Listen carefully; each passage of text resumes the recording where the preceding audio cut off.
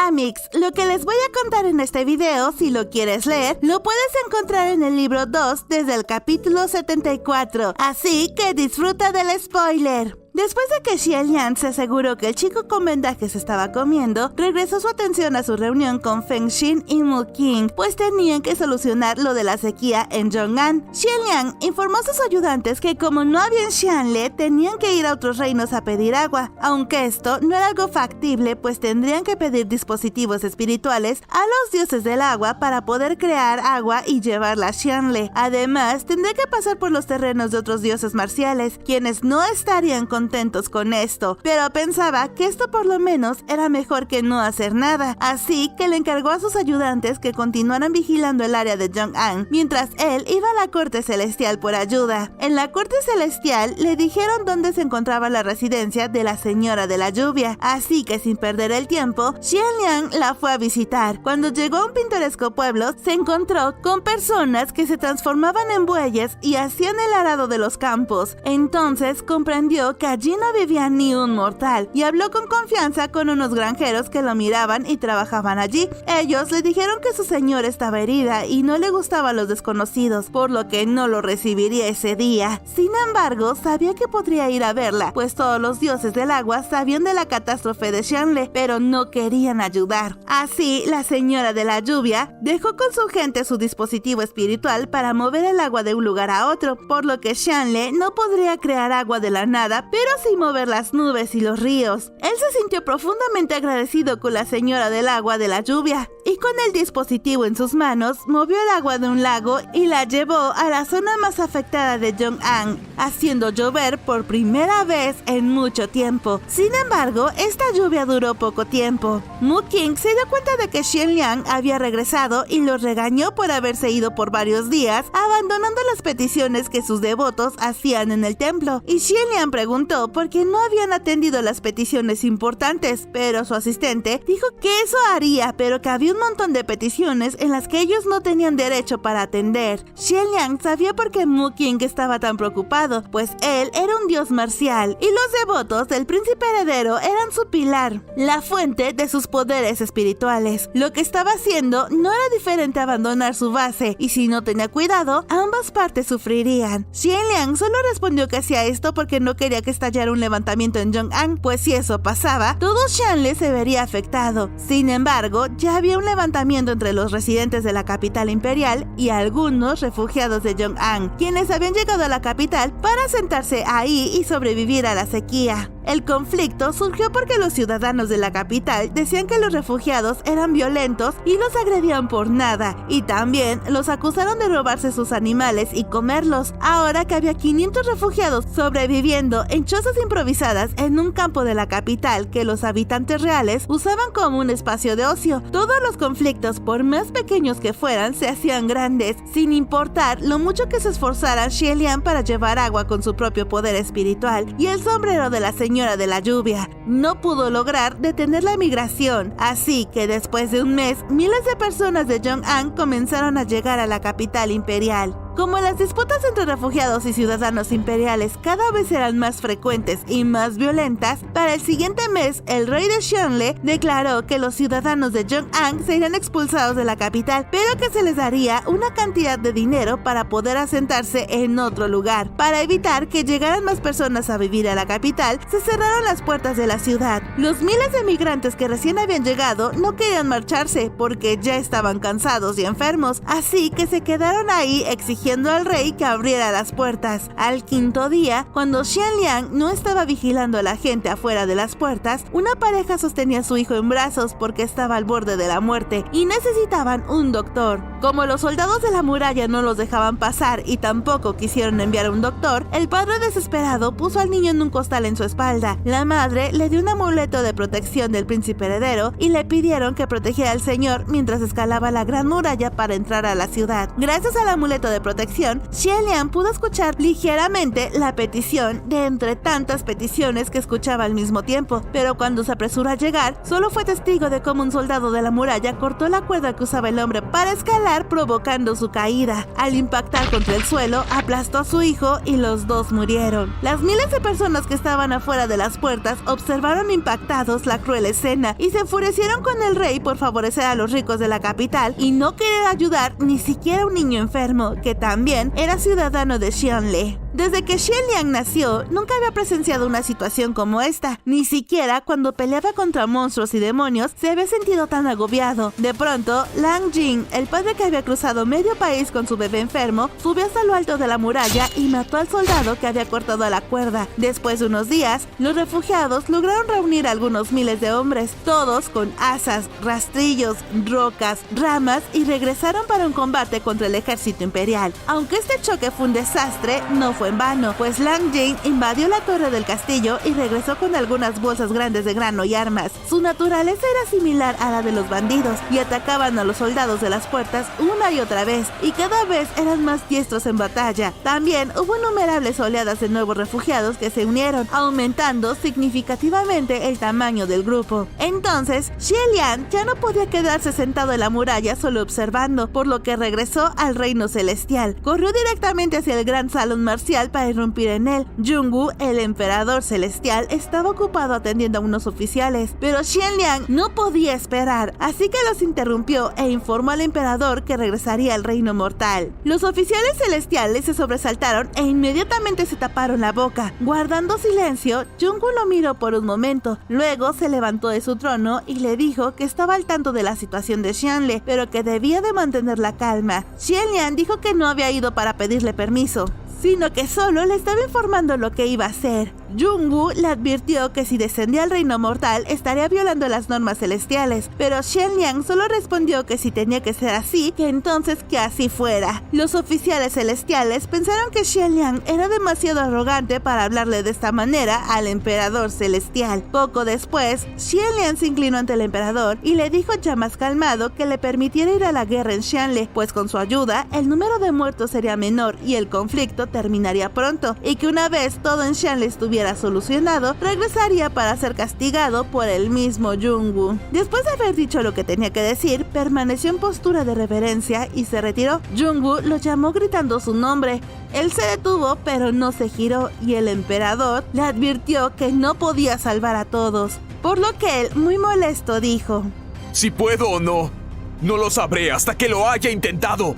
Lo primero que Xianliang hizo después de regresar al mundo mortal en forma sólida fue ir al Palacio Imperial, pero el encuentro con sus padres no sucedió como esperaba, pues aunque en un principio la reina estaba feliz por volver a ver a su hijo, el rey se sintió ofendido, pues significaba que era una basura como gobernante, que hasta su hijo, que había ascendido al cielo a los 17 años y no sabía nada de política, descendió para hacer su trabajo. Así que después de una discusión entre ellos, el rey le gritó que regresara a los cielos y nunca más regresara. Sin decir ni una palabra, Xianliang le hizo una reverencia y se retiró. Después de salir del palacio, Xianliang entró en un callejón en donde de la nada aparecieron Feng Xin y Mu Qing y le preguntaron si era verdad que le había pedido al emperador celestial que le permitiera descender al reino mortal. Ellos dos estaban preocupados por las acciones de Xianliang, pues ellos, como sus subordinados, tendrían que ir a donde sea que Xianliang vaya, y Mu Qing no quería regresar a la tierra. Mientras caminaban apurados y discutían, se encontraron con una manifestación de los ciudadanos de Xianle que exigían al rey aniquilar a todos los refugiados de Zhong'an, pues tenían una larga lista de todos los crímenes que habían cometido desde que llegaron a la capital imperial. Esta protesta estaba liderada por una joven mujer que había sido víctima de uno de los refugiados de Zhong'an. Ella quería que todos los refugiados fueran encarcelados y castigados severamente. El parlamento de Xianle ya estaba discutiendo la posibilidad de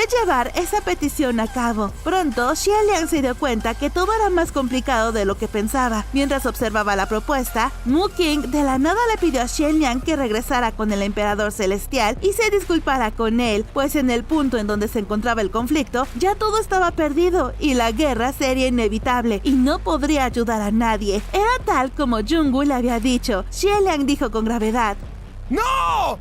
y se marchó. Xieliang se hizo presente en el mundo terrenal con su forma de divinidad en medio de la manifestación. En cuanto las personas lo reconocieron, lo rodearon para verlo mejor y preguntarle si les ayudaría a vencer a los refugiados. Xieliang solo dijo que estaba ahí para proteger a todos en su reino. Feng Xin y Mu Qing, que estaban junto a él, escuchaban atentamente, pero no podían estar seguros de lo que significaban exactamente esas palabras. Finalmente, Xieliang les pidió a todos que creyeran en él, pues sus oraciones le darían poder para protegerlos a todos. La gente se volvió loca, pues solo querían escuchar que alguien los apoyaba, y luego todos estallaron en fervientes vítores para después postrarse ante él. Cuando toda la gente se fue, todo lo que quedó atrás fue un aire lleno de polvo, pero Xieliang notó algo en el piso. Se acercó y se agachó para recogerlo. Era una sola flor. Después de haber sido pisoteada por muchos, era casi el color de la suciedad. Solo quedaban unos pocos pétalos rasgados que aún conservaban su tinte original de pureza.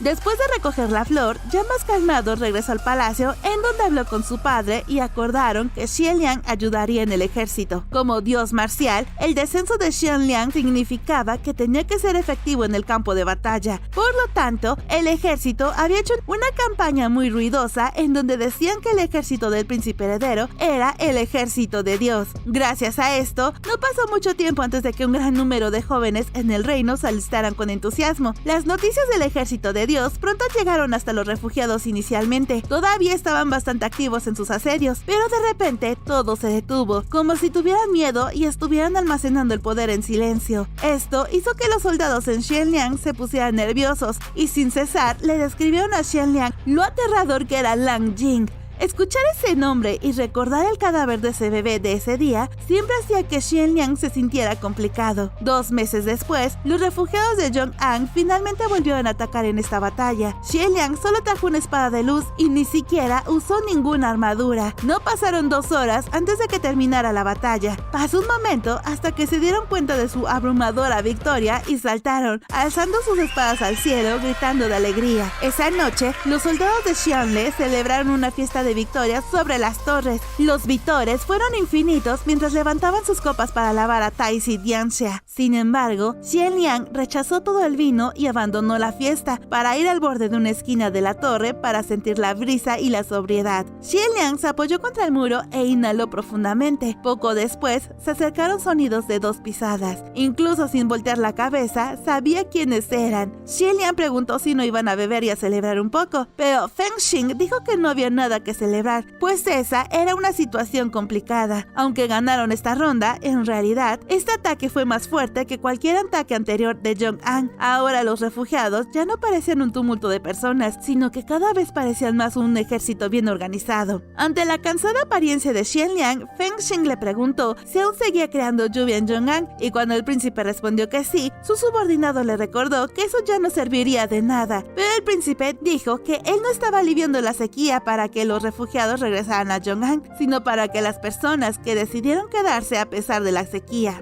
Al escucharlo hablar, Feng Xin todavía estaba preocupado y le preguntó si estaba soportando bien el cansancio. Xieliang respondió que estaba bien, pues tenía 8000 templos con suficientes devotos. La mano del príncipe rodeó los hombros de Mu Qing y suspiró antes de agradecerle a sus 2 subordinados por estar con él y ayudarle en todo, incluso en el campo de batalla. Los labios de Xieliang finalmente se curvaron hacia arriba, pero la sonrisa no duró mucho, pues de repente había escuchado ruidos extraños cerca de ellos. Agitó su espada y sacó una sombra de la esquina del muro. Esa persona había estado escondida en la esquina durante mucho tiempo, aguantando la respiración y no había sido notada. Inicialmente, Xieliang solo había querido apuntarle al cuello con la punta de su espada para asustarlo, pero ese día había estado matando de forma demasiado agresiva en el campo de batalla. Sus brazos aún temblaban y sus manos perdían el control. El simple movimiento fue demasiado poderoso y tiró a esa persona directa sobre el muro. A la luz de la luna, en el aire, los 3 pudieron ver claramente que el uniforme y el equipo de esa persona pertenecía a su ejército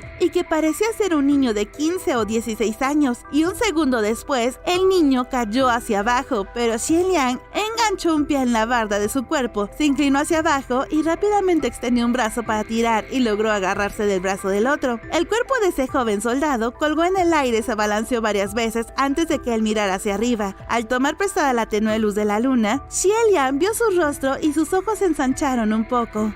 Los brazos y la cabeza de ese joven soldado estaban envueltos en vendas e incluso había manchas de sangre en ellos que parecían estar cubiertas de heridas. No era nada extraño. Después de la batalla de hoy, había muchos soldados heridos que estaban envueltos así. Sin embargo, que se escondiera en las sombras sin hacer un sonido era altamente sospechoso. Este joven soldado era claramente un niño apenas mayor de edad. Mu King dijo que el joven podría ser un espía de Jong-an y que debían matarlo. Feng Xing, sin embargo, estaba desconcertado y le preguntó al príncipe heredero si no reconocía a ese mocoso, pues ese día en la batalla todo el tiempo estuvo enfrente de Xianliang peleando y atacando como si no tuviera miedo de morir. Xianliang se sorprendió un poco. En medio de los asesinatos durante el día, no tuvo tiempo de darse cuenta de nada más, solo que si alguien levantaba una espada para luchar contra él, se balanceaba para contraatacar, por lo que no se fijó en ninguno de los soldados. Mu King seguía insistiendo en que podría ser un espía enemigo, pero Xianliang y Feng Xing no le creyeron, pues esta no era la primera vez que algún joven soldado se escabullía para ver de cerca al dios marcial que había descendido del cielo. Xianliang se giró hacia el chico y se disculpó por haberlo asustado al casi tirarlo por el borde de la barda. Antes de que el príncipe terminara de hablar, el chico corrió hacia él como si quisiera atacarlo. Xianliang lo esquivó y estuvo a punto de golpearlo con su espada, pero justo antes de que la espada alcanzara al chico, Xianliang sintió una ráfaga de aire detrás de él. Su mano cambió de rumbo bruscamente y giró para atrapar una flecha que apuntaba hacia su espalda. Resultó que el chico corrió para cubrirlo porque vio un parpadeo de esa flecha volando por el aire. En la flecha venía atado un pedazo de la túnica verde de Qi Rong. Xianliang, aún sabiendo que podría ser una trampa del enemigo, dijo que iría a buscar a su primo porque podría haber sido secuestrado por Lang Jing, y también le ordenó a sus amigos que vigilaran la puerta de la ciudad. Uno de ellos le preguntó si no iba a llevar a nadie con él. Xianliang respondió que no, porque no quería desplegar el ejército solo para rescatar a Qi Rong, así que pensaba ir él solo. Luego empujó a la pared ligeramente y saltó, aterrizando suavemente en el suelo, y se lanzó rápidamente en la dirección en que Lang Jing había disparado la flecha. Después de correr un rato, escuchó pasos detrás de él y cuando giró la cabeza para mirar, vio a ese joven soldado. Xianliang le gritó que no necesitaba ayuda y que se regresara al campamento. Ese chico negó con la cabeza. Xianliang volvió a gritarle que se regresara y después aceleró el paso tanto que en un instante dejó a ese chico tan atrás que ya no se le podía ver. Después de correr por 6 millas, llegó a la cima de una montaña en donde se encontraba Qi Rong colgado de un árbol con la cabeza hacia el suelo. Debido a la golpiza que le habían dado, estaba todo cubierto de su propia sangre e incluso uno de sus ojos estaba ennegrecido. Xianliang lo bajó del árbol y abofeteó su rostro para hacer que recuperara la conciencia. En ese momento, sintió la presencia de otra persona. Cuando se giró, se encontró cara a cara con Lang Jing. Los dos se enfrentaron un par de veces y no pasó mucho tiempo antes de que Xianliang tirara la espada de Lang Jing. Entonces, Xianliang le dio una patada en las piernas, haciendo que se tropezara y llevó la espada a la garganta para terminar la pelea. Lang Jing, recostado en el suelo, miró a Xianliang fijamente a los ojos y le preguntó si creía que lo que estaba haciendo era lo correcto. El príncipe no pudo responder a la pregunta, porque aunque pensaba que pelear en la batalla para defender a Xianle de la transgresión era el mejor curso de acción, algo en su interior le decía que no estaba bien lo que estaba haciendo. Entonces intentó negociar con el líder de los refugiados y dijo que si querían agua, él haría que lloviera en Jong-an. Si querían oro, entonces le daría las enormes estatuas de oro de sus templos. Si necesitaban comida, encontraría una manera para solucionarlo, pero que no empezara una guerra. Lang Jing de inmediato soltó que no quería nada ni necesitaba nada de eso, pues todo lo que quería era que Xianle dejara de existir. Al escucharlo, Xianliang supo lo que debía hacer. La espada en la mano de Xianliang se sostuvo con una mano, pero ahora la agarró con ambas manos. Justo cuando estaba a punto de perforar la garganta de Lang Jing con sus manos temblorosas, de repente se escuchó un sonido extraño detrás de él y luego una carcajada. Xianliang se sobresaltó y cuando miró hacia atrás, sus ojos se agrandaron. Esa persona llevaba un traje funerario blanco, su rostro tenía una máscara blanca y esa máscara era extremadamente extraña, con la mitad de la cara llorando y la otra mitad sonriendo. Cuando vio a Xianliang mirar hacia atrás, levantó las manos y lentamente aplaudió con una carcajada que salía de sus labios, causándole un escalofrío a Xianliang y le preguntó qué era, porque su instinto le decía que esa cosa no era humana. Antes de que la cosa respondiera, se abrió una brecha en la tierra y se tragó a Lang Jing, evitando que Xianliang lo perforara con la espada. hasta aquí vamos a dejar la parte 3 de la novela de La bendición del oficial del cielo. Amix, perdónenme si me tardo con los resúmenes. Prometo tenerlos más rápido, pero como está súper revuelta la historia, pues estoy leyendo y releyendo las novelas para ordenar los sucesos cronológicamente. Pero les prometo que tendrán la continuación más rápido. Gracias a todos por su apoyo a esta hermosa historia de amor. Y también gracias a mis Amix y Amix especiales por su apoyo constante al canal. Los amo a todos y amo leer sus comentarios en el próximo spoiler.